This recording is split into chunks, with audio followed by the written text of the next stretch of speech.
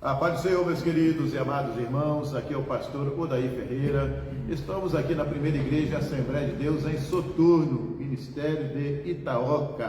Pastor presidente, pastor Haroldo Fernandes Pascoal. Nós estamos hoje dando início aqui na nossa primeira igreja Assembleia de Deus, um podcast, EBD Podcast, comentando a lição. É a lição bíblica da CPAD, as lições que estamos estudando, essas lições maravilhosas. E nesse terceiro trimestre de 2025, a temática é a igreja em Jerusalém, dando ênfase à doutrina, comunhão e fé, a base para o crescimento da igreja em meio à perseguição. São lições maravilhosas que estamos estudando. E hoje, em especial, nós estaremos aqui comentando aqui com os nossos amados e queridos amados irmãos, a lição de número 5. Mas antes gostaria de estar fazendo a apresentação aqui dos nossos queridos irmãos, evangelista Marco Rosa, da nossa congregação de Alto Moledo, é o dirigente e é também o nosso secretário de ministério aqui da nossa igreja. A paz do Senhor, evangelista Marco Rosa. Pai do Senhor, meu querido pastor Daí, aos nossos irmãos que estão com a gente aqui, nosso presbítero Paulo Henrique, também nosso presbítero Givanildo. E nós estamos iniciando uma nova missão, Eu me sinto honrado em participar dessa missão e podermos juntos nós falarmos da lição bíblica, Ajudar os nossos irmãos alunos, que essa é a nossa missão, para poder esclarecer pontos que são importantes para o nosso aprendizado na Escola Bíblica Dominical. Exatamente, maravilha. Presbítero Givanildo é o nosso segundo dirigente desta congregação aqui em Soturno. Qual a sua expectativa, meu querido? A paz do Senhor para os irmãos, Nós estamos hoje aqui nessa expectativa, nessa quinta lição, como já foi aqui falado, colocado. Hoje o nosso tema é uma igreja cheia do amor de Deus, partindo tudo isso de um princípio bíblico, a qual nós iremos falar e será de grande importância, para nós e para todos que estão ouvindo hoje,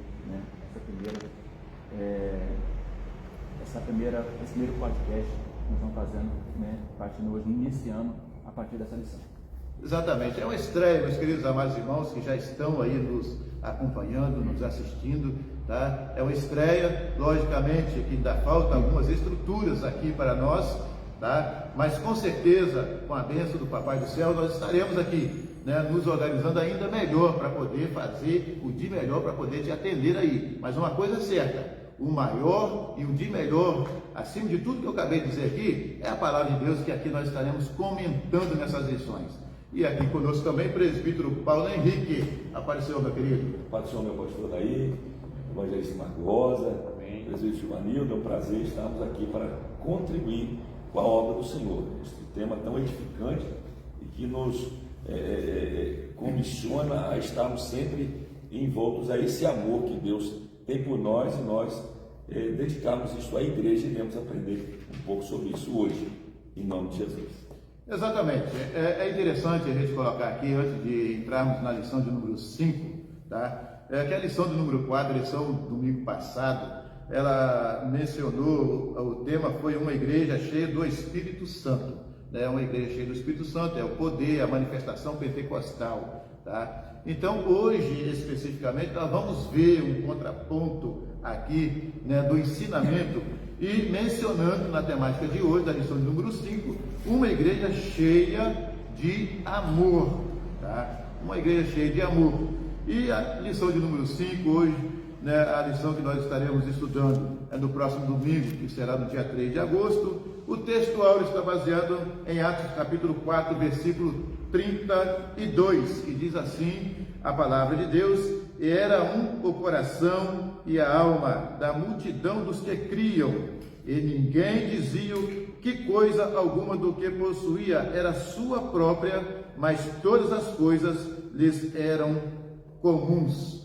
Esta é a base do nosso texto áureo, já mostrando a unanimidade, o coração, a unidade da igreja de Jerusalém. Verdade e prática, o amor é o elo que mantém a unidade da igreja local. Sem o amor, não existe relacionamento cristão saudável. Veja que o tema é sugestivo, abrangente, e este elo, que é o amor, é o que mantém a nossa unidade, a unidade da igreja do Senhor Jesus. E partindo aqui, nós iremos fazer nesse momento a leitura bíblica em classe, baseada em Atos capítulo 4, versículo 32 ao versículo 37. Eu gostaria de dar a oportunidade ao nosso evangelista Marcos Rosa, que pudesse fazer essa leitura para nós. Amém. Da mesma forma, cumprimento a todos que estão nos assistindo nesta noite. Vamos proceder à leitura bíblica em classe, em Atos 4, 32 a 37. Diz assim: E era um coração e alma da multidão dos que criam, e ninguém dizia que coisa alguma do que possuía era sua própria, mas todas as coisas lhes eram comuns. Versículo 33: E os apóstolos davam com grande poder testemunho da ressurreição de Jesus, e em todos eles havia abundante graça. 34: Não havia, pois, entre eles necessitado algum, porque todos os que possuíam herdades ou casas, vendendo-as, trazia o preço do que fora vendido e o depositavam aos pés dos apóstolos. 35: E repartia-se a cada um segundo a necessidade que cada um continha. 36: Então José, nominado pelos apóstolos Barnabé, que traduzido é filho da consolação, levita, natural de Chipre. Versículo 37: Possuindo uma herdade, vendeu-a e trouxe o preço e depositou aos pés dos apóstolos. Maravilha! Aí está a base, a leitura bíblica em classe da nossa escola bíblica dominical, da nossa lição do próximo domingo, a lição de número 5. Aqui na apresentação da nossa lição, nós temos o objetivo da lição. Tá? O primeiro objetivo da lição é compreender como o amor se manifesta na comunhão cristã, promovendo a unidade e o crescimento da igreja. E o segundo ponto é reconhecer a graça de Deus como a fonte do amor cristão. Terceiro ponto é incentivar a prática da solidariedade cristã como expressão do amor. Estes são os objetivos, apresentando aqui nesta lição. Bom, vamos já entrarmos na nossa introdução da nossa lição. Nessa lição nós veremos como o amor de Deus se manifesta numa igreja genuinamente cristã. Ele capacita a igreja genuinamente, para que o amor de Deus realmente esteja entrelaçado no coração de cada um. Ou seja, capacita a igreja a enxergar os mais necessitados e a buscar caminhos para que suas carências sejam atendidas. Esse amor, contudo, não é um mero sentimento humano. Em vez disso, ele é a expressão máxima da graça de Deus que foi derramado abundantemente nos corações daqueles que creem em Jesus. Então veja, meus queridos amados irmãos, que dessa lição a abrangência é esclarecer este amor de Deus, que é derramado em nossos corações, na unidade da igreja do Senhor Jesus. Este amor é o amor ágape. Nós estaremos estudando aqui, relacionando, pontuando com os amados irmãos aqui que estão, que este amor é o amor ágape, é o amor de Deus. Deus é amor, é um amor que vem diretamente dele aos nossos corações. Nós não estaremos aqui tratando daquele amor, né, de humano, pessoal, né, evangelista Marcosa? Perfeitamente. Um amor que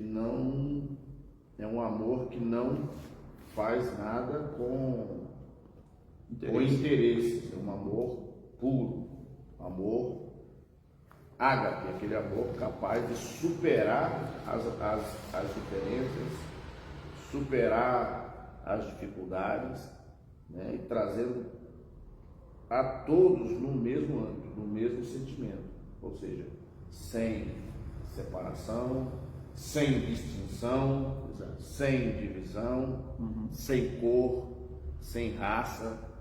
É um amor que é estendido. Quando Cristo abriu os seus braços na cruz do Calvário, ele estendeu os seus braços ao mundo inteiro, né, a fim de salvar tanto aos judeus, né, propriamente de onde ele era, onde ele nasceu, tanto ao mundo inteiro, né? Segundo Romanos, a raça humana estava destituída da glória de Deus, mas o amor de Deus é tão maravilhoso que Deus trata com o homem novamente, né? E ao tratar com o homem, ele envia o seu filho, cheio de amor. Agora, esse amor de Cristo, ele é transferido para nós. Amém. Ele é transferido de pai para filho. Ele é transferido de uma geração de irmãos para outra geração de irmãos. Os irmãos que passaram lá no passado, eles viviam num cenário terrível, perigoso, de revanche, mas o amor de Cristo veio tratar tudo isso. E não havia ali entre eles diferença alguma. Se o irmão Givanildo tivesse precisando, nosso presbítero Givanildo tivesse precisando de alguma coisa, todos de comum acordo socorreram o irmão Givanildo. Então ninguém ficava de fora. É esse amor que fez com que a igreja dos primeiros 100 anos crescesse da forma como cresceu. Exatamente. O presbítero Givanildo, é um amor incondicional, né? Sim, pastor. Esse amor, a gente, né, estudando essa lição, conferindo com a Bíblia, a gente vê que ele nasce a partir da pessoa do próprio Senhor Jesus. Exato. Né? Ele é o modelo, né, para esse amor. A gente já vê logo de início que aqui em Atos, né, no capítulo 2, e já aqui no versículo 42, que ele perseverava na doutrina dos apóstolos, na comunhão, né, e no partir do pão e na oração. Então a gente vê que a doutrina dos apóstolos, ele adquiriu esse ensinamento através de Cristo Jesus, né? O que estão colocando em prática agora, né? na igreja primitiva. Então a gente vê que tudo nasce a partir da pessoa do nosso Senhor Jesus. Bem, perfeitamente. Nós vemos o presbítero Paulo Henrique aqui mencionado que esse amor que vem de Deus, ele capacita a igreja a enxergar os mais necessitados e buscar caminhos para atender às carências, né, existentes. Sim. Nós observamos que sem esse amor, a igreja jamais conseguiria dar propósito a esse chamado. Nós observamos que a lição passada, meu querido pastor, nós aprendemos sobre o Espírito Santo nessa capacitação poderosa. E nós não podemos excluir também o fruto do Espírito, né? Que vem na vida do cristão e tem como princípio do fruto do Espírito, a primeira coisa que está relacionada a esse fruto é o amor, né? Então, o cristão que ele recebe a Cristo como Salvador da sua vida, ele precisa estar direcionando a sua visão sempre para o amor de Cristo. Muito bem, o senhor comentou, somente através do amor de Deus o cristão aprende a ser solidário e generoso com aqueles que necessitam, aqueles que têm as suas carências, né? Perfeitamente, meus queridos. Bom, vamos ao primeiro ponto da nossa lição: o amor manifestado na comunhão cristã. O primeiro subtópico é o crescimento da igreja cristã. Evangelista Marco Rosa. Então, dentro desse aspecto da igreja cristã, da primeira igreja, né? A igreja famosa, chamada igreja primitiva, é que nós visualizamos isso. A igreja era um só. No Atos 2:42, a igreja, ela era uma só, e eles tinham tudo em comum, né? Atos 2:42, eles tinham tudo em comum. Olha só, o versículo 46, perseverando unânimes, ou seja, juntos, Sim. no mesmo entendimento, no mesmo sentimento, nas orações, no respeito à doutrina bíblica, que os apóstolos, porque falou aqui, eles perseveravam na doutrina dos apóstolos, versículo 42 de Atos 2, na doutrina dos apóstolos, mas essa doutrina dos apóstolos foi a que eles aprenderam com Jesus, o irmão mencionou aqui agora, que eles aprenderam essa doutrina com Jesus, e essa doutrina também traz o quê? Comunhão, né? Traz socorro, né? Traz unidade. Olha só, perseverando unânime todos os dias no templo, partindo pão em casa, comiam juntos com alegria e singeleza de coração. Mesmo, olha só, irmãos, ouvintes, os que estão nos assistindo, os nossos colegas que estão aqui, onde estamos comentando essa lição, mesmo eles sabendo dos riscos, mesmo eles sabendo das adversidades, mesmo eles tendo também as dificuldades pessoais e familiares que eles tinham, eles estavam juntos. Olha só, louvando a Deus, caindo na graça de todo o povo, e todos os dias acrescentava o Senhor à igreja aqueles que lhe assistiam. Maravilha, né? Esse eu gosto, né? Glória a Deus, tá maravilha. Então, Glória meus queridos, nós vemos então esse poder, né? O presbítero Paulo Henrique mencionou, né? Nós citamos a lição número 4, que falou sobre, né, a igreja cheia do Espírito Santo. Então, quer dizer, o poder do Espírito Santo fez aquela união, trouxe a unanimidade. Agora, nós vemos o povo de Deus, né, sendo ali unânimes e tendo comunhão e um amor extraordinário. Veja que nós estamos falando de um amor extraordinário, nós não estamos falando de um sentimento meramente humano, mas um amor extremamente, né, que vem de Deus. Presbítero Givanildo, uma coisa interessante, né, o crescimento da igreja cristã, nós observamos que no dia de Pentecostes nós tínhamos lá quase 120 crentes, né? Nós estamos agora no capítulo 4, né, de Atos dos Apóstolos. A igreja já tem uma trajetória e a igreja está crescendo. Então, pastor, nesse crescimento da igreja a gente vê que surge a partir de Atos 2, né, ali que a Bíblia ela nos mostra o dia do Pentecostes. Ali já foram agregados quase 3.000 almas, né, nos diz a Bíblia. E naquela cura daquele paralítico da Porta Formosa, ali já foram agregados mais 5.000 almas. Então, já registrava aqui um total aproximadamente de 8.000 almas só ali. E a Bíblia nos mostra que todo dia se acrescentava à igreja aqueles que se havia de se salvar. Então, a gente vê que essa expressão do amor aqui, ela faz parte da igreja dentro de um contexto doutrinário. Porque se a gente vê, aqui por exemplo, Tiago, no capítulo 2, né, a partir do versículo 14, vai falar que a fé sem as obras para nada mais presta. Então, ou seja, que aqui também Tiago está falando algumas questões acerca da caridade, acerca do amor.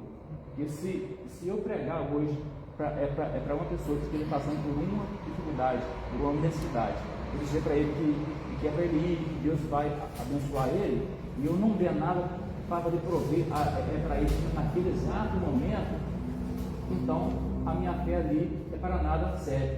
Mas não é o modelo que a igreja aqui primitiva ela está nos mostrando, né? A igreja mostra que ela cresceu no sentido espiritual, né? E também na expressão do seu amor mediante a graça de Deus. Perfeitamente, presbítero. É isso que você está mencionando aí, comentando. Eu estou aqui já pensando, né, analisando, que nós vemos certos tipos de movimentos, né, que pensam só no fogo, aqueles movimentos pentecostal, aquela situação toda, mas a igreja ela não se resume somente nesse movimento. É muito bom, gostoso, né? Mas só que a igreja ela precisa de sair das quatro paredes, ela precisa de, né, abranger a comunidade, né, sair aos vales, aos caminhos, né, para poder também, né, sentir e ver as necessidades que as pessoas possuem. Nós vemos aqui, né, nesse capítulo 4 que o comentarista, né, o escritor, melhor dizendo, da Bíblia, que é o Dr. Lucas, ele vai dizer que multidão dos que criam, no versículo 32. Sim. Uma multidão, presbítero Paulo Henrique. E agora? Igreja pequena, poucos problemas, mas igreja grande, muitos problemas.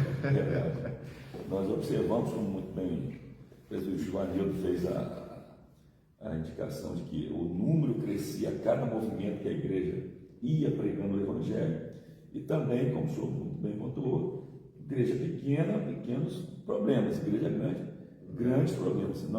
Nós observamos que houve também a necessidade dela se organizar, né? Em Atos 6 nós vemos isso, quando houve o questionamento acerca das necessidades não serem alcançadas nas viúvas, nos necessitados, e houve aí a necessidade de se organizar a igreja de uma maneira que os apóstolos tivessem a condição de estarem ensinando a palavra, e aqueles que tivessem a responsabilidade de atender as viúvas, os necessitados, fizessem isso de uma maneira bem organizada e tivessem todos o acolhimento, né? Atos 6, versículo 5, está escrito assim: este parecer agradou a toda multidão. Acredito que houve um relaxamento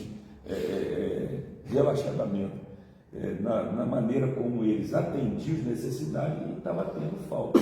Por isso que, muito bem, o comentarista aqui pontuou: os desafios e problemas de um grande povo são maiores em proporção em relação a uma pequena, né? Então houve essa necessidade ali da instituição dos diáconos, né? Talvez eles estavam pregando a palavra, mas estavam deixando a desejar, né? O povo aumentando, e o amor, né, na obra estava perecendo nessa questão, né? Imagina uma viúva não ser alcançada com suas necessidades, ela iria fazer o quê? Ia falar mal da igreja, né? Mas houve, graças a Deus, através do Espírito Santo, separou ali homens de Deus para cuidar desse Israel. Com pouco tempo, né, a igreja que iniciou com 120, já estava aí com 8 mil, né? E a gente sabe que naquela época contava-se somente os homens, né? Não dava muita ênfase em contar as mulheres e as crianças. Então imagine-se que a igreja nesse período, em pouco tempo, né, existia muito mais, né, de 10 mil membros, só em Jerusalém. Rapidamente, veja que os apóstolos ali, eles não poderiam dar conta daquele povo todo, né? É onde nós vamos entrar agora, os desafios do crescimento. A igreja cresceu, é como nós aqui em Soturno. Eu lembro-me quando mudei para cá em 1982, nós tínhamos ali uma média de 10 membros, tá? Hoje a igreja já tomou essa proporção, cresceu, né, mais de 10 vezes. Então veja que há desafios, tá? E aqui nós vemos que a igreja de Jerusalém estava com grandes desafios, crescendo cada vez mais. E aí, presbítero Givanildo? Então, pastor, esse crescimento da igreja, ela trouxe, né, uma certa necessidade de urgência para a igreja, entendeu? Naqueles dias ali. Então a gente vê que as pessoas que se achegavam a Cristo eram pessoas de várias classes da sociedade. Havia pessoas mais favorecidas, outras menos, né? Mas só que o amor ali, ele supria todas essas necessidade que ali havia. Nós vemos que, um exemplo, que aqui que a igreja estava muito assim praticando, vamos ver aqui em João capítulo 13, que vai nos dizer, o 13 aqui, e o versículo, o João 13 e 34 vai nos dizer assim: um novo mandamento eu vos dou, que vos ameis uns aos outros, né? Como eu vos amei a vós, que também vos ame, que vos aos outros, como os outros vos ameis. Então a gente vê aqui que esse mandamento que Jesus ele está aqui dando agora para a igreja, que eles amassem uns aos outros, assim como eu vos amei. Então esse amor a gente vê, vamos ver, quer ver, em 1 Coríntios capítulo 13, nós vamos ver que aí o apóstolo Paulo escreve, vai dizer que a caridade, ali, ainda que eu falasse a língua dos anjos e não tivesse o amor, né, eu nada seria. Seria como o metal que soa e o sino que tinha. A gente vê então que barulhos, né, todo mundo faz. Barulho qualquer um pode fazer. A questão aqui não é apenas o movimento, mas é o mover do Espírito Santo que está abrangendo toda a igreja.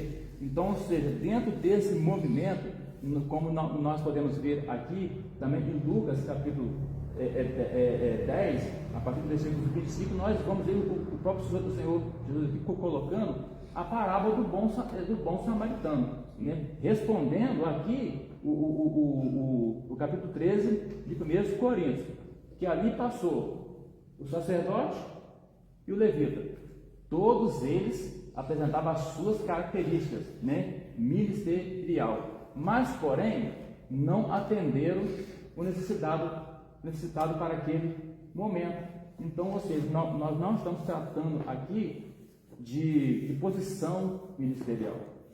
Nós estamos tratando aqui a questão do amor, que engloba toda a igreja um todo, né? Quer dizer, essa ação não pode ser transferida só para o senhor que é o pastor. É para toda a igreja que tem que exercitar. Dons, Deus dá para alguns, ministério Deus dá para alguns. Agora, o amor é para todos.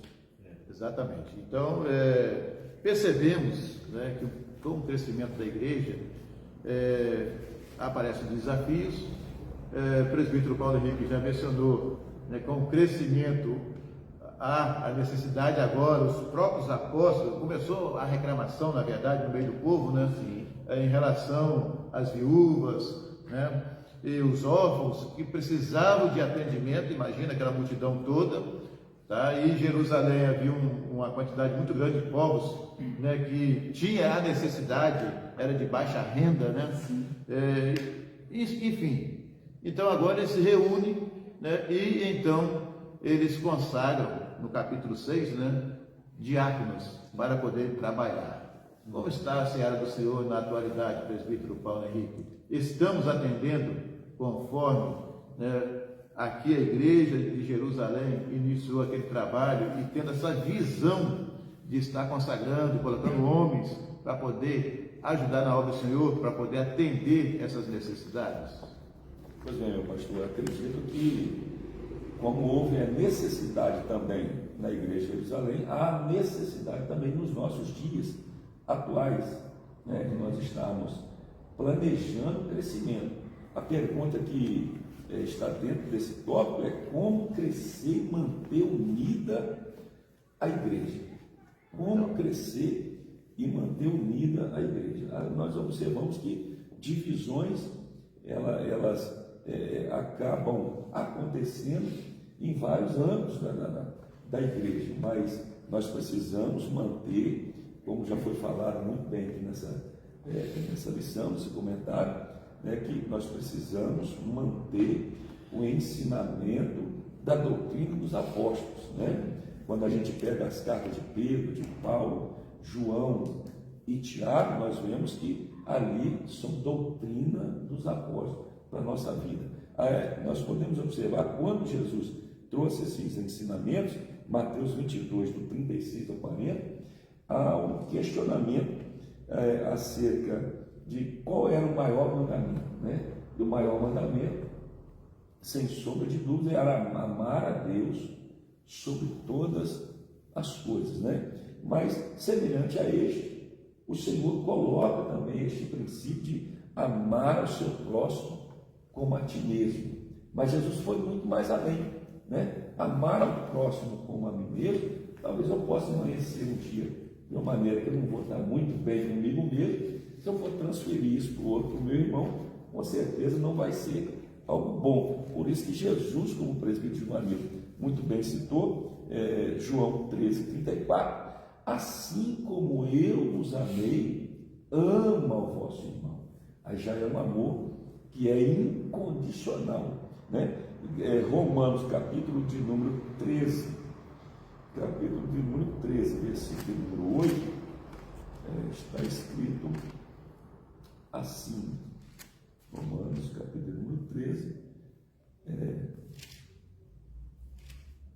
a nenhum homem devais coisa alguma, senão ao amar-vos uns aos outros, porque quem ama o próximo cumpre a lei, né? Então, voltando à pergunta que o senhor me fez, essa questão hoje dos ensinamentos dos diáconos precisa ser continuamente, né? Essa observação do diácono na igreja, sempre atendendo os irmãos, os visitantes, né? O trabalho na igreja, o serviço na igreja do diácono, ele é importantíssimo, e sempre o ensinamento para nós estarmos amando os irmãos, a qual nós devemos cuidar diariamente. Então, volto aqui a pergunta: como crescer e manter-se unido através do amor de Deus derramado nos nossos corações? Romanos, capítulo número 5. Exatamente. Então, nós percebemos que somente através do amor cristão a igreja pode manter-se unida.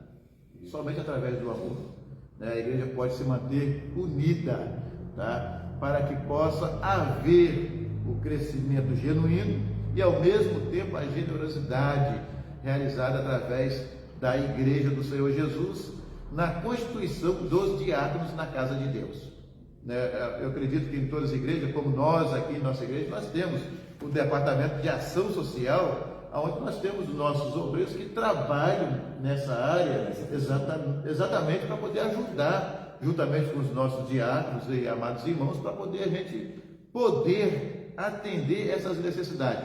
Eu percebo nesta lição aqui que quando a reclamação chegou aos apóstolos, ela iniciou lá no meio do povo. Veja que interessante que os diáconos, eles trabalham no meio do povo. O diácono é aquele trabalho de ofício diretamente com o povo. E é de suma importância que tenham homens capazes, homens também cheios do Espírito Santo, cheios do amor de Deus, para exercer esta função de suma importância na casa de Deus. Uma coisa interessante que o comentarista, escritor desta lição, ele coloca: quando uma igreja se fragmenta e se divide, isso significa que o egoísmo tomou lugar do amor em algum ponto. Aqui está um grande perigo, evangelista Mário Rosa.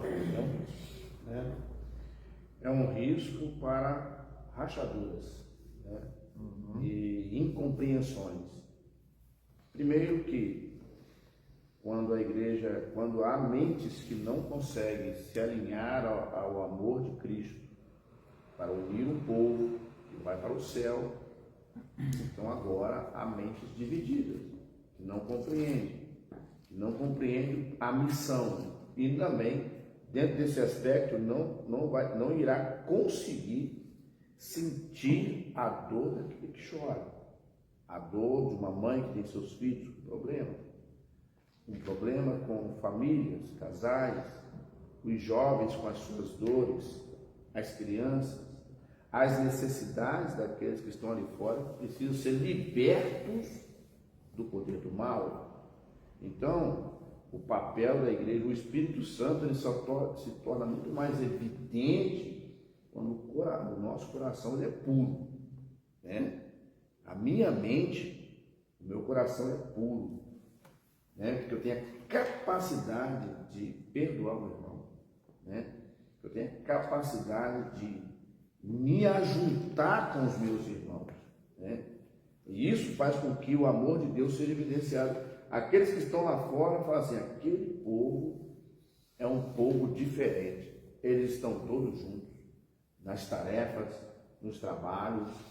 Os irmãos mencionaram aqui que os diáconos foram levantados nesse contexto, porque não dava tempo dos apóstolos visualizar todos os problemas, precisavam de outros homens para ir direto no problema e trazer a resposta. E um ponto importante, o evangelista Marcos, é que a murmuração começou dos gregos contra os hebreus.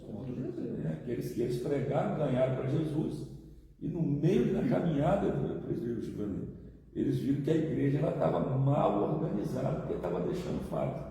Então o questionamento veio de fora da igreja, no caso, no sentido de não ser os hebreus que estavam comentando, mas os gregos que estavam comentando. Nisso, para fechar aqui, nisso, torna-se mais evidente o quê? Uma relação entre ordem e crescimento. Entre ordem e crescimento. A centralidade da proclamação do Evangelho. Também o poder penetrante do Evangelho na mente da pessoa. Mentes perturbadas não conseguem entender o Evangelho. O que esses irmãos estão arrumando aí? Eles não se acertam aí, porque a viúva está sofrendo ali, ninguém está vendo. Os gregos reclamaram. Outros sim, ao penetrar, transformar até os mesmos grupos mais inesperados que a gente nem imagina e resistentes da sociedade. Você sabe, da sociedade, nós estamos falando dessa violência toda, dos problemas que a sociedade tem, de curar pessoas de feridas profundas. Então, o amor de Deus, nós precisamos estar com esse sentimento. Eu preciso estar com esse sentimento. O nosso pastor aqui, com o presbítero Paulo Henrique, o presbítero Givanildo, com os demais irmãos, para que esse sentimento vá lá fora. Aí Deus opera através disso. A natureza infalível da esperança cristã, a esperança que falta lá fora, a realidade nítida do amor de Deus na igreja, que também se estende às pessoas. Aí vem também o Espírito Santo, ele trazendo uma essência sobrenatural na vida dos cristãos, tratando diretamente no nosso íntimo, Aí a presença de Deus. Glória a Deus. Maravilha. Estamos aqui então nessa conclusão do subtópico 2, os desafios do crescimento. A igreja está crescendo, maravilha, glórias a Deus, mas tem os desafios e os problemas. Sim. E o pastor, como eu sou pastor de igreja, aqui em Soturno e Gironda, a gente conta muito com a ajuda dos nossos companheiros de ministério, nos ajudando, porque nós vemos aqui que a igreja estava iniciando, a igreja cresceu, só tinha os apóstolos como liderança, não tinha mais outras pessoas. Então, a partir do momento que consagrou outros, facilitou, e assim sucessivamente. Então, quanto que um pastor, eu aqui como pastor, você que está aí nos assistindo, lá na sua igreja, que tem um cargo, ou que está vendo uma necessidade, você precisa ajudar o seu dirigente, o seu pastor, para que a sua igreja também seja uma igreja edificante, uma igreja de amor, uma igreja cheia do Espírito Santo e cheia do amor de Deus também no coração. E falando de um amor de Deus no coração, o terceiro subtópico vai falar sobre a vida interior, que é exatamente a manifestação do amor no interior, como está no versículo 32, essa expressão, um coração e alma, presbítero Paulo Henrique.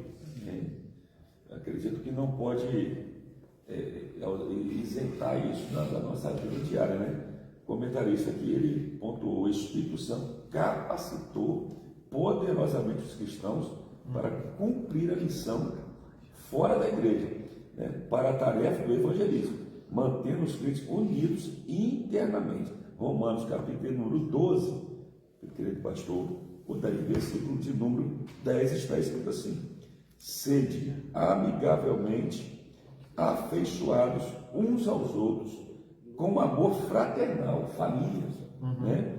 Preferindo-vos em honra uns aos outros. Então, mesmo que os sofrimentos, as dificuldades, elas estavam tentando parar aquela obra, mas entre eles não se abalavam, né? Eles permaneciam unidos através do Espírito Santo no coração. Também outro texto aqui, 1 de Pedro, capítulo de número 3, versículo de número 8,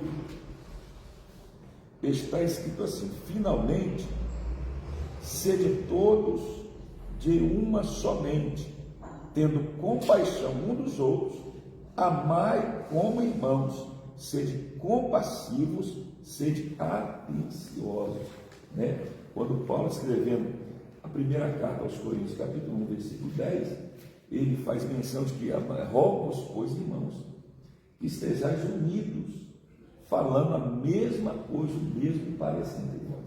Então, o Espírito Santo, ele capacitou de uma maneira poderosa essa união, presbítero Juvanil, da igreja, para que ela mantivesse o crescimento, mas que não houvesse, como o evangelista Marco Rosa mencionou, esse fragmento, fragmentar a união da igreja, tornando ali, trazendo egoísmo e divisão. Isso aqui foi importantíssimo. E o inimigo gosta disso, né? Exatamente. É importante aqui a gente destacar duas palavras importantes que nós estamos vendo na lição. Primeiro, a palavra união. União é a ação de juntar, né? Combinar forças, tá? Mas a unidade é ser um propósito só, é ter um propósito só, né? É ter essa comunhão entrelaçada, essa harmonia, agir com harmonia, é ter o mesmo pensamento, o mesmo propósito, a mesma fé, o mesmo Senhor, como está baseado lá em Efésios capítulo 4, né?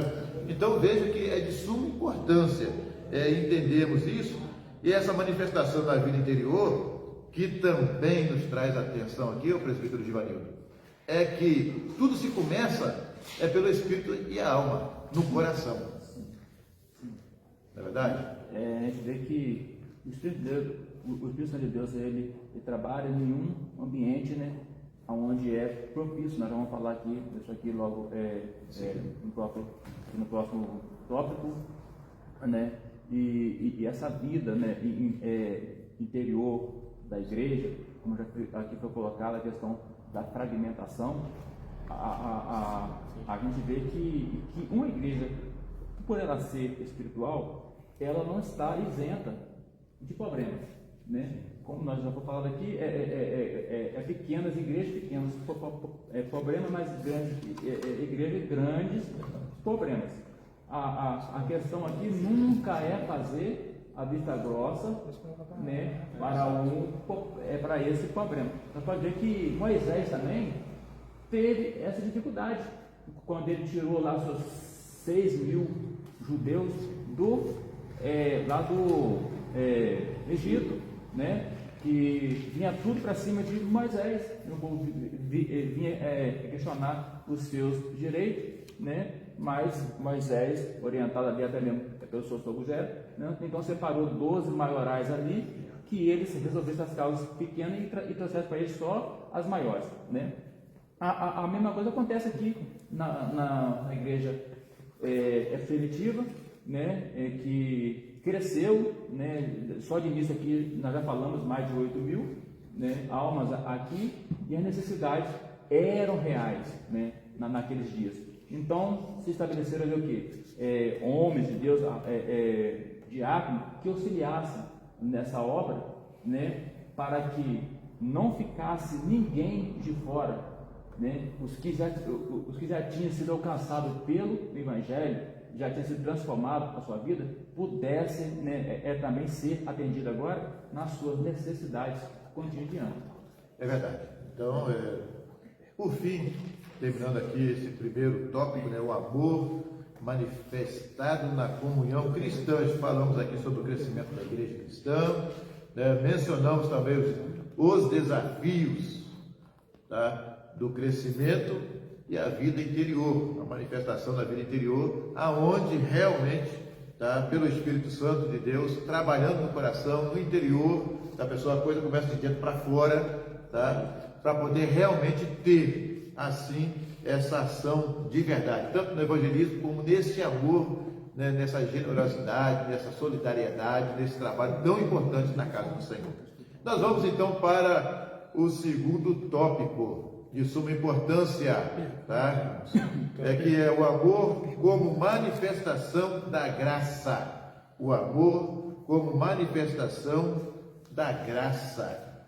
Bom, no subtópico 1, aqui nós encontramos a graça como manifestação do Espírito. Nós sabemos que a graça é um favor não merecido de Deus para conosco. Evangelista, o presbítero Paulo Henrique. Verdade.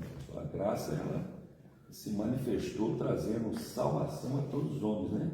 Porque Tito, capítulo 2, 14, só me engano. Porque a graça de Deus se ha manifestado trazendo salvação a todos os homens, né? E aqui o comentarista, ele nos pontua que tem a ver com cumprir determinadas regras e normas estabelecidas. Contudo, o Espírito opera no ambiente onde há comunhão entre os irmãos. Só essa graça de Deus que pode trazer essa comunhão. 1 Tessalonicenses, capítulo número 4, versículo número 9, está escrito assim: mas, quanto ao amor fraternal, não necessitais que vos escreva, visto que vós mesmos estáis instruídos que vos ameis uns aos outros, e vos ameis uns aos outros. Então, através dessa graça que nós temos esse amor fraternal um para com o outro. Hebreus capítulo número 14, capítulo número 4. Hebreus capítulo número 4, versículo número 16, está escrito assim: portanto, acheguemo-nos confiantemente ao trono da graça, para que possamos obter misericórdia e achar graça e auxílio em tempo de necessidade. Essa graça nos permitiu nos achegarmos até o trono de Deus, meu querido evangelista Marcos Mora. Então, é através desta graça que o Espírito manifesta na nossa vida esse amor tão grandioso através da igreja. Bom, evangelista Marco Rosa, nós vemos aqui um comentarista dessa lição dizendo que muitos podem cair na tentação de achar que o segredo para ter uma igreja imersa no Espírito, isto é, onde os dons espirituais se manifestam com regularidade, tem a ver com cumprir determinadas regras e normas estabelecidas. Como funciona isso, evangelista?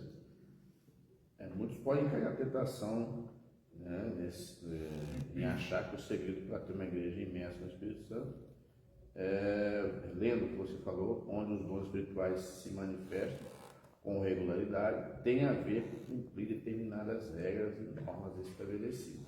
Olha, as regras, né, elas são impostas, né? Sim, são importantes, né? São importantes, elas são ali para determinar que aquela igreja ela é normatizada, Perfeito. tá? Mas também não é suficiente também para atingir, se você não obedecer, tá, os estatutos divinos.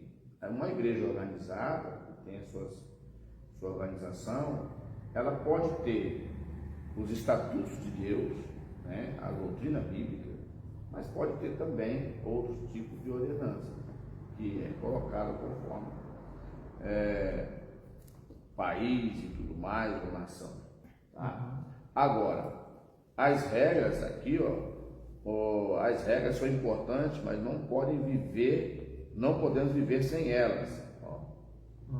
Regras são importantes, não podemos viver sem elas. Contudo, o Espírito Santo opera no ambiente onde há comunhão entre irmãos e não cumprimento de regras. É isso aí. Você vir no culto, né? É uma regra. Ir no culto de 2 horas. Mas você expôs a todos publicamente que você veio do culto. Mas como você está? Né? Como você está com o corpo de Cristo? Como você está com o seu pastor, os seus irmãos? Então, o cumprimento de regras são necessárias, mas elas são inválidas quando nós não observamos esse ambiente de comunhão, tá? Há algumas pessoas, né?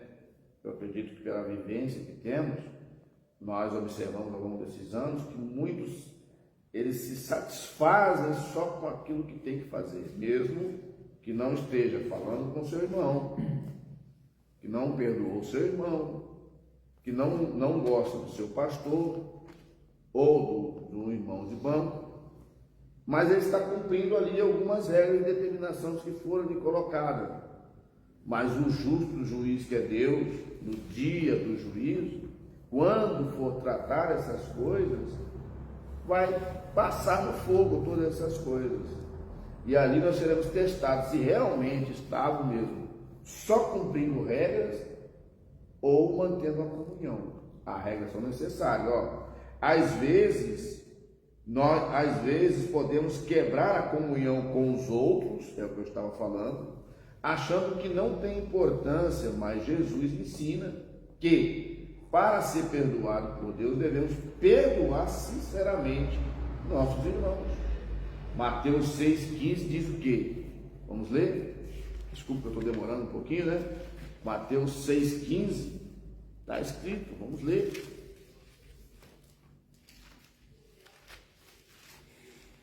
Está escrito assim: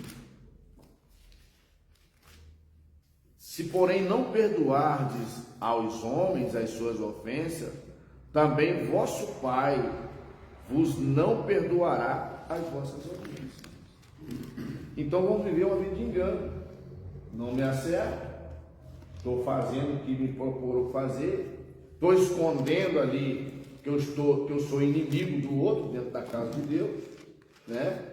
Mas estou satisfeito em fazer, estou cumprindo a regra, mas não estou cumprindo a comunhão que Deus propôs na minha vida. Mas qualquer ensino contrário a isso é falso. Aí nós vamos viver, pessoal, eu estou aqui, nós somos umas 4 pessoas aqui. Se dentro de nós 4, entre nós 4 aqui, um de nós não está bem com os outros aqui, eu estou mentindo para mim mesmo. Eu estou enganando a mim mesmo. Eu estou perdendo meu tempo. Não pode acontecer isso. Eu estou vivendo uma vida de mentira e estou pregando mentira também, né? Estou vivendo uma mentira e o que eu estou pregando, eu estou sendo um ator. Eu não estou sendo um servo obediente, que perdoa, né? Então tudo isso é falso, pastor. Então, presbítero Givanildo, nós vemos aí muitos movimentos e até mesmo pessoas, né, que excluem alguém, né, do seu convívio, ou não perdoa, ou não dá importância de um bom relacionamento com as demais pessoas, se isola, tá, e vem para a igreja prestar o seu culto. Que culto é este? Vamos aqui então, Mateus 22, versículo 37, diz assim: Jesus disse: amarás o Senhor teu Deus de todo o teu coração, e de toda a tua alma, e de todo o teu pensamento. Este é o primeiro mandamento. E o segundo mandamento é este: amarás o teu próximo como a ti mesmo. Então, o segundo mandamento é esse: amarás o teu próximo como a ti mesmo. Então, quando nós estamos falando aqui de cumprir regras, né? Tem pessoas que cumprem todas as regras, né? Exatamente. Sim. Mas ele tem dificuldade de se relacionar com os irmãos, né? E geralmente quem tem essas dificuldades, ele busca criar grupinho para si, né? Para se relacionar, né? E fazendo isso, ele vai excluir algumas pessoas, né, do seu grupo. Mas a igreja aqui, né, ela não ensina isso. Ela ensina um amor genuíno e verdadeiro para com todos. Porque se Jesus pensasse dessa forma, então João 3,16 não poderia estar escrito da forma como está. Porque Deus amou o mundo de tal maneira que Deus o Filho unigênito para que todo aquele que nele crê não pereça, mas tenha a vida eterna. Ou seja, o amor para todos que crê. Não é apenas só para algum. Agora eu sou alcançado pela graça, pelo amor de Cristo Jesus. Eu me sinto hoje um cidadão do céu, excluindo o meu próximo que está ao meu lado, fazendo acepções de pessoas. Então, isso é uma falha muito gravíssima, né? A qual a lição aqui vem corrigir.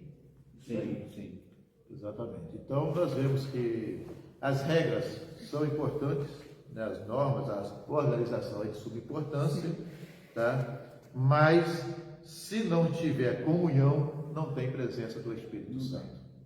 Então, precisa ter as regras, ter as normas, né? Mas também tem que ter comunhão entre os irmãos. Tem que haver perdão, tem que haver sujeição, tem que haver reconhecimento também entre nós, entre os irmãos, para que cada um venha prestar seu culto, né, sua adoração ao Senhor nosso Deus, com o coração puro, como nós já falamos aqui no ponto anterior, com o coração puro, de dentro para fora, né, com amor, com carinho, e isso certamente, assim o Espírito Santo de Deus ele vai movimentar, aí sim vai haver, né, um movimento espiritual genuíno no meio do povo de Deus. Muito bem. Segundo subtópico, a graça como favor imerecido. Presbítero Paulo Henrique. Isso aqui é um ponto muito importante, porque nós não merecíamos, né? Exato. João capítulo de número 15, versículo de número 16 e 17, um texto muito conhecido, né? Está escrito: não foste vós que me escolheste, mas eu escolhi a vós e vos designei para que vás e deis fruto, para que o vosso fruto permaneça, para que tudo quanto pedis ao Pai, em meu nome, ele vos dê. E o 17 diz assim: estas coisas vos mando, que vos ameis uns aos outros, né? O ponto chave da redenção é a graça de Deus sobre todos nós, que significa favor imerecido. O ponto importante aqui também da lição, meu querido pastor, desse tópico, em todos eles havia abundante graça, né? Em Atos 2, do 46, do 42 ao 47, faz menção disso. E outro ponto também importante: o Espírito Santo se manifesta de forma abundante. É uma igreja que reflete a graça de Deus, né? O Espírito Santo se manifesta de forma abundante no meio da igreja, e isso faz com que a igreja trabalhe melhor. Observe que nós não estamos aqui por mérito, mas pela misericórdia de Deus. Somente a graça gera tamanho sentimento de gratidão. O Salmo 103, verso 1 e 2, já diz assim: bendiz, ó minha alma, ao Senhor, e tudo que é em mim bendiz o teu santo nome. Bendize, ó minha alma, ao Senhor, e jamais se esqueça dos seus benefícios. Maravilha, exatamente. Quando há, né, essa harmonia, esse amor, né, conforme está colocando aí, a graça como favor imerecido. Veja que o ponto anterior, o subtópico 1, né, vai nos colocar que é o próprio Espírito Santo que manifesta a graça em nós, né? E aqui, essa graça aqui em nós está, que é como favor imerecido, né, o qual o presbítero colocou muito bem, o presbítero Givanildo, né, precisa ser entendido, compreendido por aquele que recebeu, né? Sim, a graça, né, como um favor merecido, né, da parte de Deus, nós fomos alcançados, né, por essa graça, né? Aleluia. É por essa graça. Maravilha. E dentro, né, dessa lição, a igreja aqui sendo espiritual, uma igreja missionária, ela não poderia exercer o seu papel, a sua função com precisão, se ela se ausentasse dessa graça, né, desse favor imerecido, né, da parte de Deus. E é entendendo isso, né, dentro desse contexto, entendendo isso, que a igreja, tanto ela crescia e ela compartilhava, né, o seu amor, né, a caridade, e a igreja assim que crescia, e os que se rendiam aos pés do Senhor entendia isso daí muito bem, né, e também vivia agora sentindo essa graça vindo da parte de Deus para com a vossa vida. Exatamente. Então nós vemos aqui, por exemplo, né, esse sentimento de gratidão como uma resposta à graça de Deus na pessoa de Paulo, né, em 1 Coríntios 15:10. Podemos fazer essa leitura aí, 1 Coríntios 15:10. Né, nós vamos ver ali a gratidão do apóstolo Paulo, né, 1 Coríntios 15:10. Dê para nós, presbítero. Mas pela graça de Deus sou o que sou, e a sua graça que foi concedida a mim não foi em vão, mas eu trabalhei muito mais do que todos eles. Todavia não eu, mas a graça de Deus que está comigo.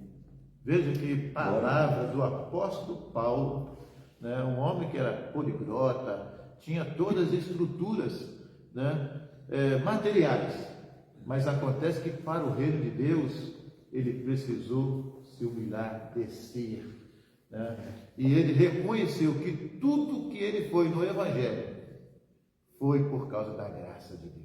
Aleluia. A graça de Deus o fortificou, a graça de Deus trouxe de poder sobre a sua vida pelo Espírito Santo de Deus. Aleluia. Agora ele vai dizer, pela graça sou o que sou. Não é por ele mesmo. Não era por ele mesmo, né?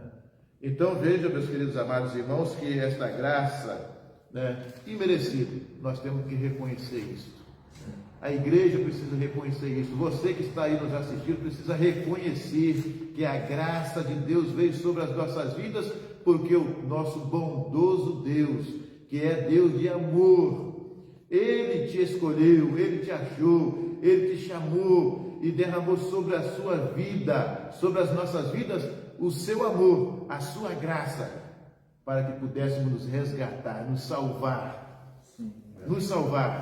né? Nos resgatar. Não foi dito aqui a palavra redenção, comprar no mercado de escravos, resgatar no alto preço. Qual foi o alto preço?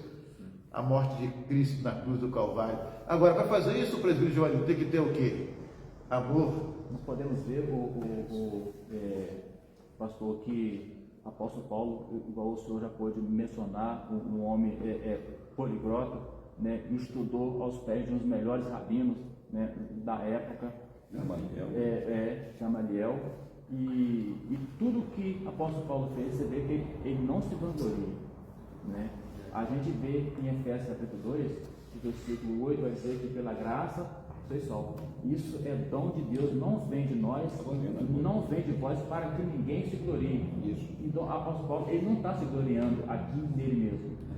Ele está falando que tudo que ele viveu, tudo que ele passou, a experiência com Deus, mediante o Espírito Santo, tudo isso foi o favor merecido de Deus. Glória a Deus. A sua vida. Nada vem de nós mesmos, né? Tudo vem de Deus. Então concluímos aqui o segundo tópico, né? O amor como manifestação da graça. O amor como manifestação da graça. E vamos ao terceiro tópico, a manifestação do amor na solidariedade cristã. Então veja agora que tem que ter prática. Né? Prática. Eu tenho o Espírito Santo de Deus na minha vida, eu estou cheio do poder, estou cheio do fogo, não é isso, meu irmão? Nós estamos cheios do fogo, né? Mas vimos aqui que a graça ela é manifesta pelo Espírito Santo nas nossas vidas, vimos aqui que a graça é o favor imerecido de Deus, e agora a manifestação do amor na solidariedade. Primeiro subtópico, a busca pela equidade, presbítero Paulo Henrique. Maravilha, uma busca pela equidade ou pela justiça divina, né? Exatamente. Justiça de busca forma de ajustar o desequilíbrio entre elas, ou seja, não pode estar nada fora do equilíbrio, né? Ou a pessoa ela não pode ser, não pode julgar de uma maneira errada, senão ela comete o pecado. Então ela tem que ter esse amor manifesto de uma maneira que ela vai agir segundo a justiça e a bondade de Deus, né? Em Gálatas capítulo 6, versículo de números 10, nos traz um importante ensinamento acerca disso, né? Pontuando aqui logo, a igreja demonstrou ser sensível a essa realidade, procurando tratar da situação, sendo solidária com a situação dos menos favorecidos. Quem eram os menos favorecidos? Os domésticos da fé. Né? Gálatas capítulo 6, versículo 10, nos diz assim: por isso, enquanto temos a oportunidade, façamos o bem a todos os homens, mas particularmente aqueles que são domésticos da fé. Né? A equidade aqui fala acerca da justiça divina no meio cristão. Exatamente. Então nós vemos aqui o evangelista Marco Rosa que equidade não enxerga as pessoas como sendo todas iguais e por isso busca forma de ajustar o desequilíbrio entre elas. O que você entende? Pessoa que age com equidade, né? A equidade é tudo aquilo que Deus, o próprio Deus, enxerga, né? Justiça, ou seja, o ser humano ele precisa sair daquela antiga natureza de injustiça, né? De tratar o seu próximo com esperteza, achando que tem um lugar melhor, né? Achando que tem prioridades acima do outro, sendo que a palavra de Deus diz, acho que é Colossenses, se não me engano, que nós temos que considerar o nosso irmão superior a nós, né? Isso é honra, né? Nós temos honra, alegria. Eu me lembro que nós participávamos de cultos no interior. Eu fui em muitos cultos aqui em Ribeirão, em São Vicente, né? Em muitos lugares do interior. Então, quando a gente chegava, o calor, né, na recepção daqueles que estavam esperando a gente, a alegria de ter o irmão hoje. Mas depois, ao longo do tempo, você vai percebendo também que esse sentimento pelo próximo ele vai diminuindo. E isso, ao diminuir, vem a injustiça. Porque ali na primeira igreja, eles estavam tão antenados em Deus que não dava tempo. Não dava tempo de pensar outra coisa, senão não, meu irmão foi, eu vou também. Não vou deixar o meu irmão sofrer sozinho. Né? Não vou, o pastor marcou, eu estou junto. Não, essa coisa do pastor, ele se vira lá. Né? A nossa coisa das irmãs, tem que orar lá. Não, é de jovem, eu não tenho nada com jovem, não. Eu me lembro que quando marcava trabalho, embolava jovem, obreiro, todo mundo junto, glória a Deus, o Espírito Santo descendo. Pois não. Não, eu não vou não. É dos jovens, eu não preciso. Né? A equidade nos traz um sentimento de que eu não sou maior do que você, de que também você não é maior do que eu, né? No bom sentido, que o Senhor é Senhor para mim. Agora, se você for pegar aqui na língua portuguesa o significado da equidade, né? Da equidade na língua portuguesa, deixa eu pegar alguns pontos aqui da equidade na língua portuguesa. O que ela vai me dar de significado, né? O que ela me dá aqui? A equidade significa tratar as pessoas de forma justa, levando em consideração suas necessidades, circunstâncias individuais, de modo a garantir que todos tenham acesso às mesmas oportunidades. O Espírito Santo não está credenciado a um grupo apenas, a todos. Você imagina que problemão aqui, né? Existiam ricos e pobres. nós. A igreja tem essa essência. Dificuldade. É uma dificuldade grande, né? O único lugar que consegue juntar todo mundo no mesmo aspecto é a igreja. Exatamente. É isso aí, evangelista. O que a gente percebe que as pessoas, quando vêm à igreja, elas vêm à igreja com essa expectativa. Vou na igreja porque lá são todos de Deus, é o povo de Deus. Lá eles vão receber-me lá, né, de uma maneira igual a todos, né, equidade.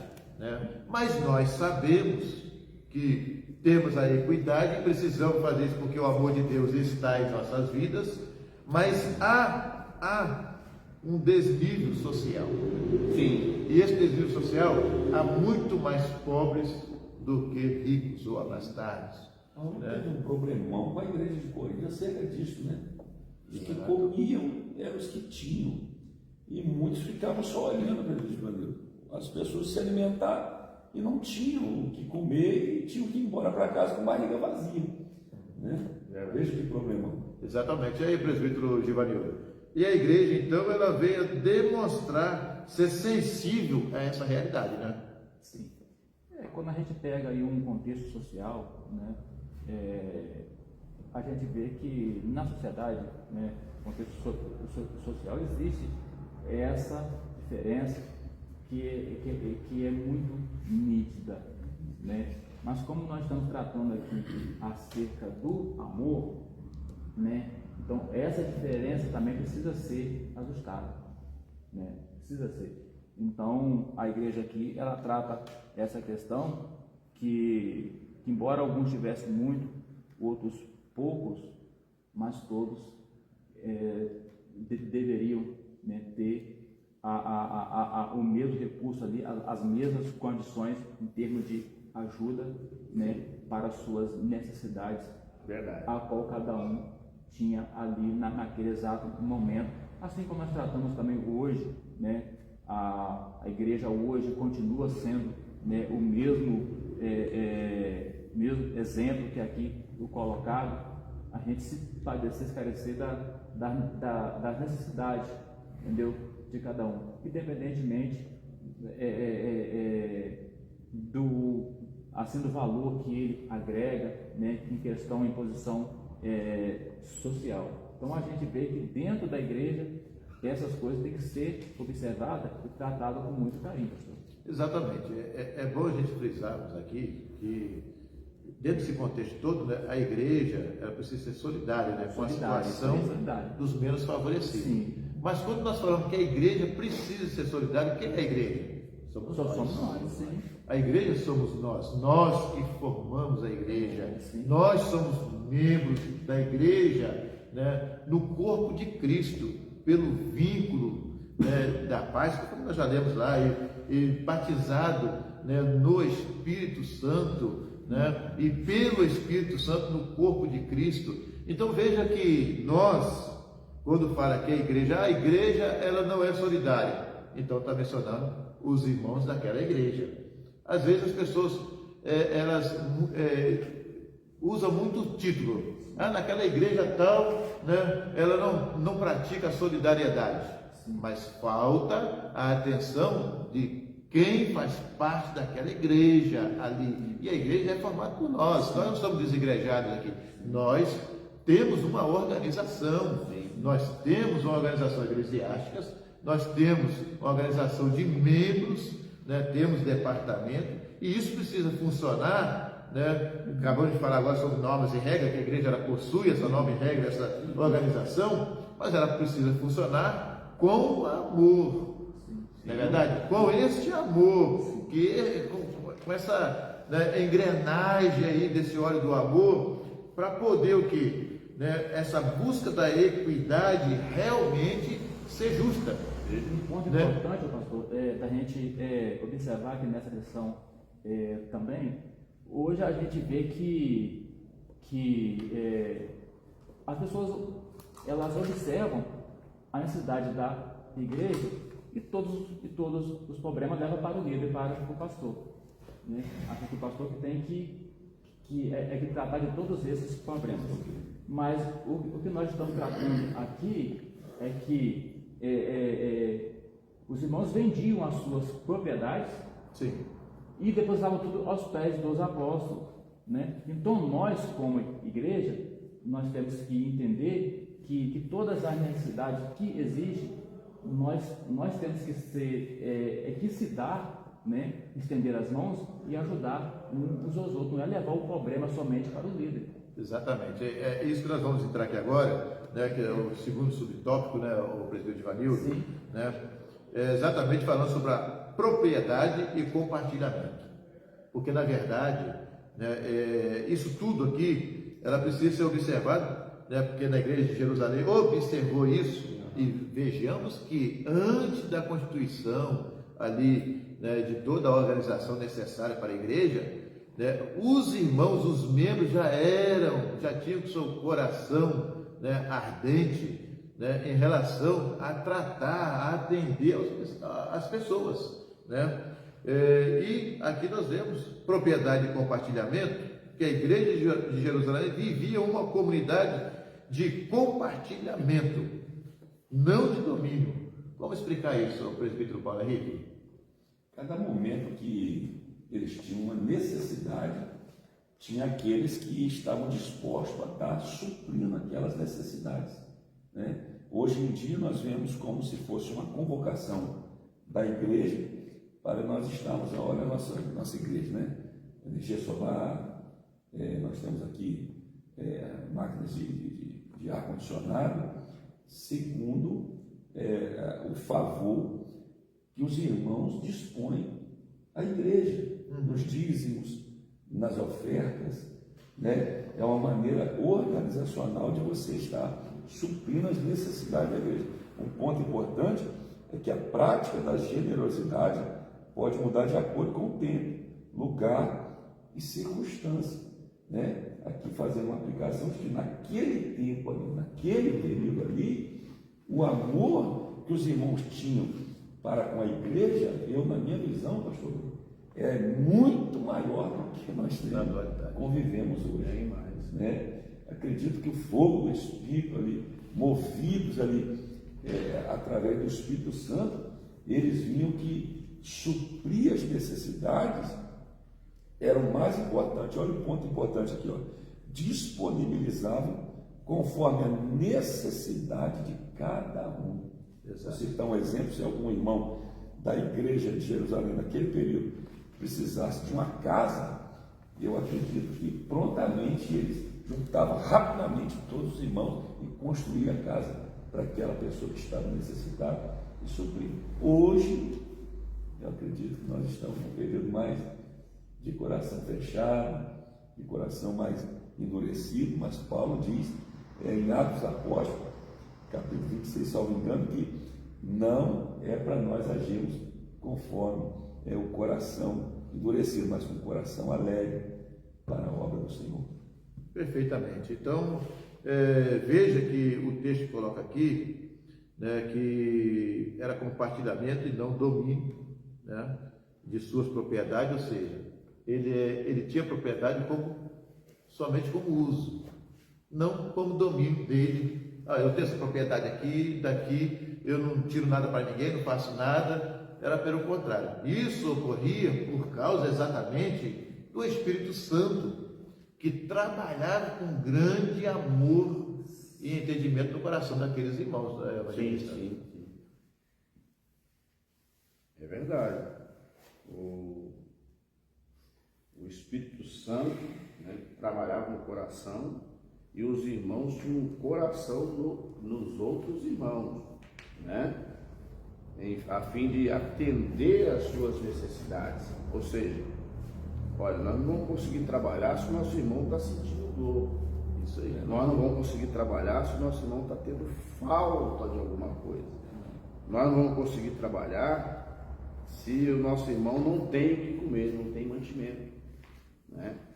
A propriedade, né, hoje é bem diferente daquele tempo, né? Acho que naquele tempo era muito mais acentuado devido às circunstâncias, mas já presenciei, já participei também de irmãos que não tinham casa, né? E juntou a igreja e ajudou a fazer. Isso é realmente, né, compartilhamento daquilo que temos, do pouco que aquilo que temos.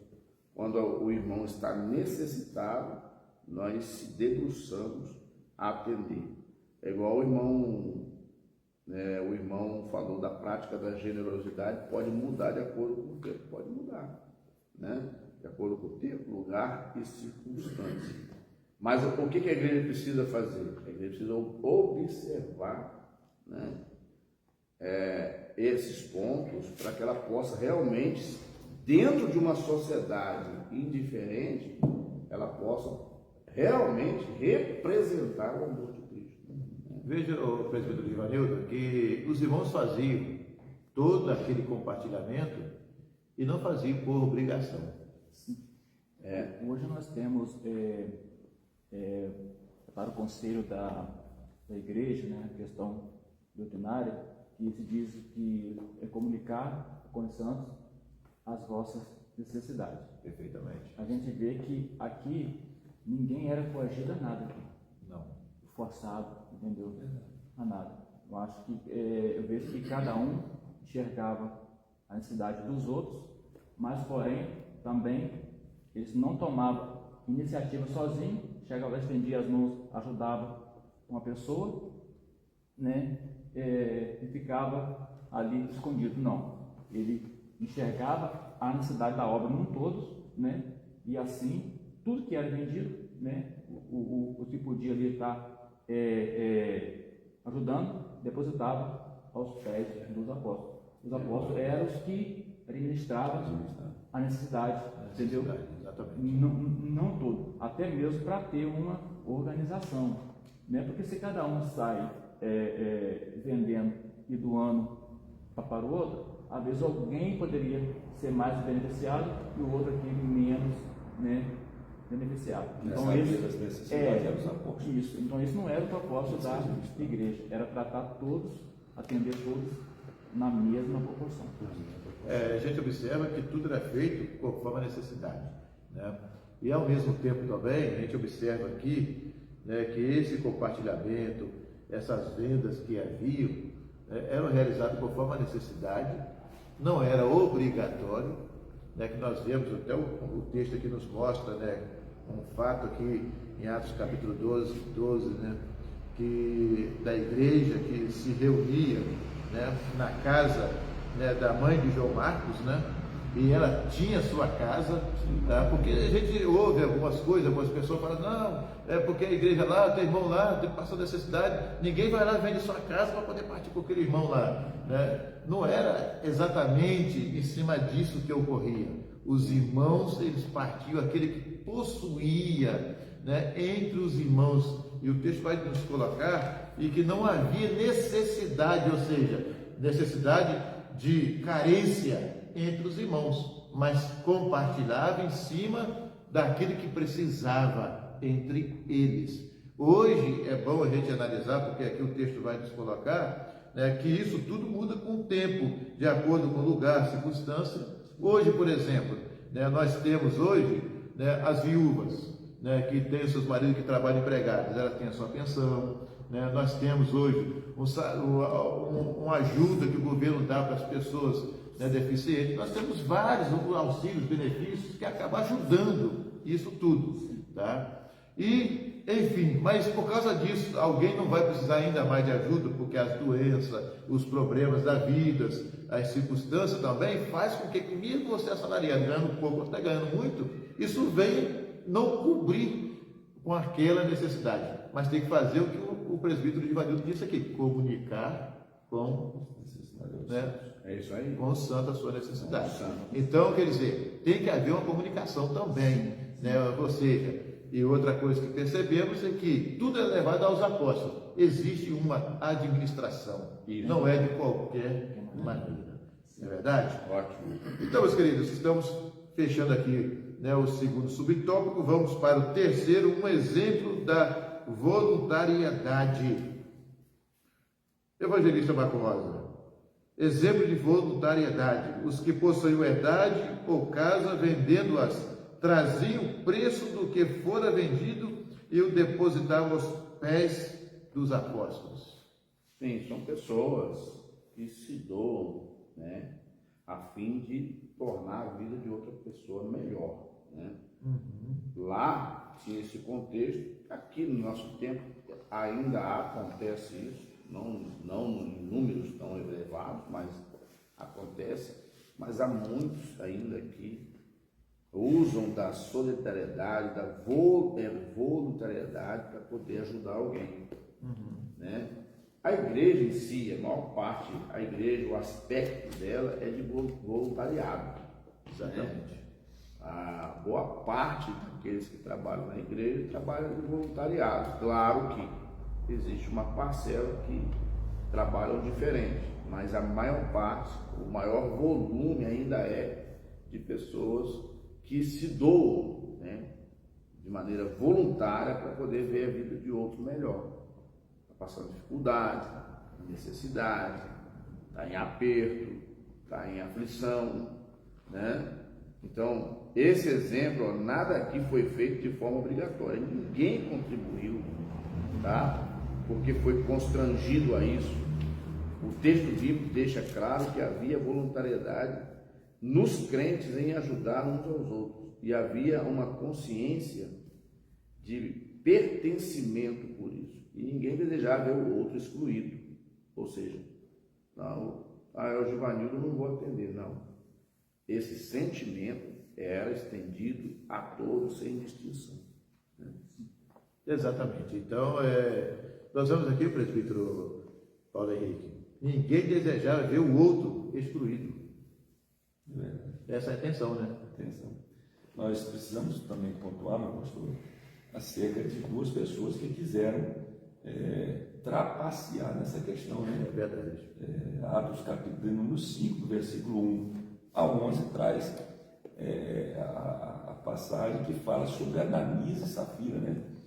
E acredito que ali ficou como um exemplo, e eu vejo que se Deus matasse as pessoas de hoje, Jesus, matar muitas pessoas na igreja. Mas o ponto importante é que Pedro diz: não mentiste aos homens, mas a Deus. Ou seja, a obra não era de homens, a obra era de Deus. Aquela obra era de Deus. Por isso que as pessoas se doavam tanto a esse ponto. Segundo a carta de Paulo aos Coríntios, capítulo número 2, capítulo número 9, versículo 6, hoje para a nossa atualidade. Acredito que isso aqui se aplica mais à igreja hoje do que naquele período lá que eles estavam vivenciando. Eu acredito que eles faziam além do que está escrito aqui. Eles iam mais além. Mas digo isso, que semeia com moderação também poderá com moderação, e que semeia em abundância se fará.